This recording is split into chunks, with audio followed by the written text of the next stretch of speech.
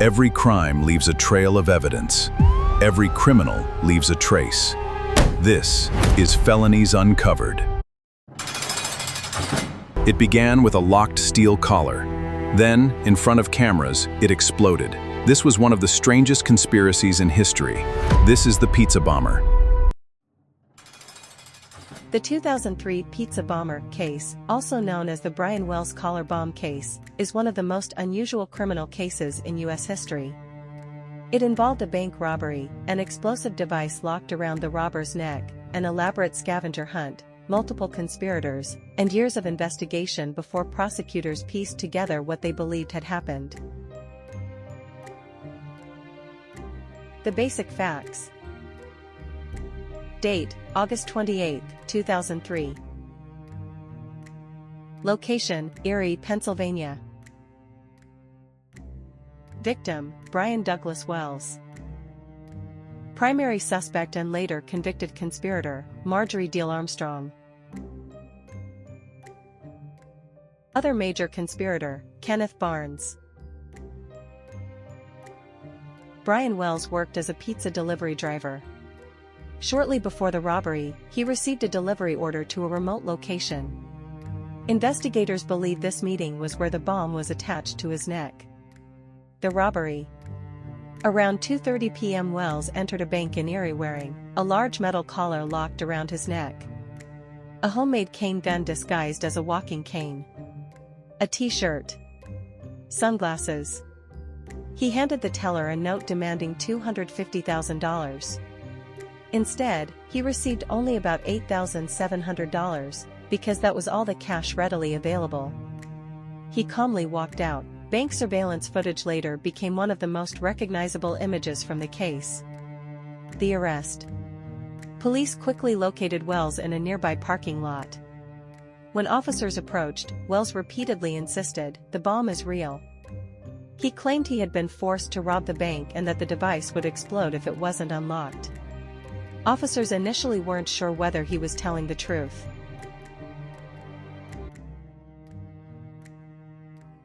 Inside Wells' vehicle, investigators found pages of typed instructions. The documents described an elaborate treasure hunt directing Wells to travel around Erie County collecting keys and following clues that supposedly would eventually unlock the collar bomb. The instructions included multiple destinations, deadlines, threats of death for failing to comply, promises that following every instruction would save him.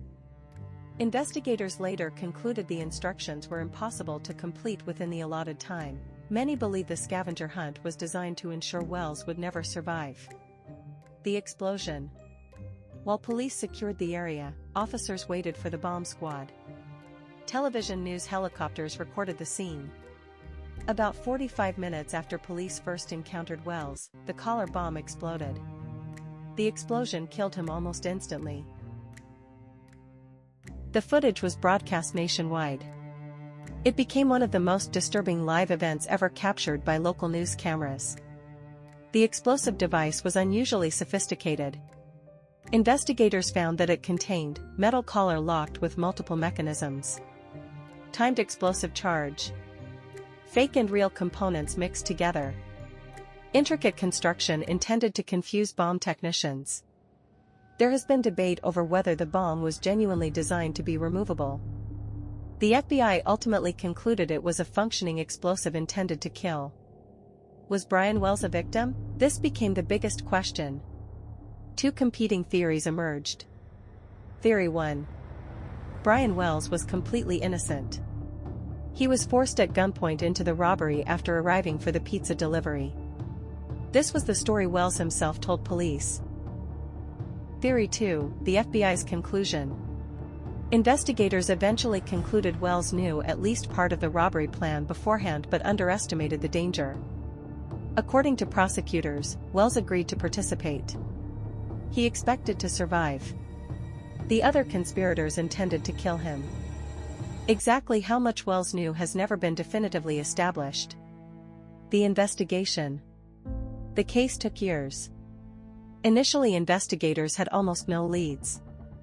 The breakthrough came when authorities began investigating unrelated crimes involving Marjorie Deal Armstrong. She eventually implicated others and provided information that connected several conspirators.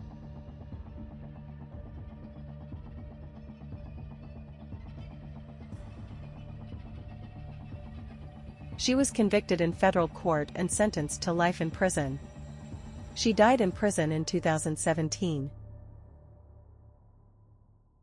Kenneth Barnes. Barnes admitted participating. He testified against Diehl Armstrong. His testimony became one of the prosecution's strongest pieces of evidence. William Rothstein. Another alleged conspirator. He died of cancer before he could be charged. The indictment alleged they conspired to commit armed bank robbery, use a destructive device, the collar bomb, and caused Brian Wells' death during the robbery.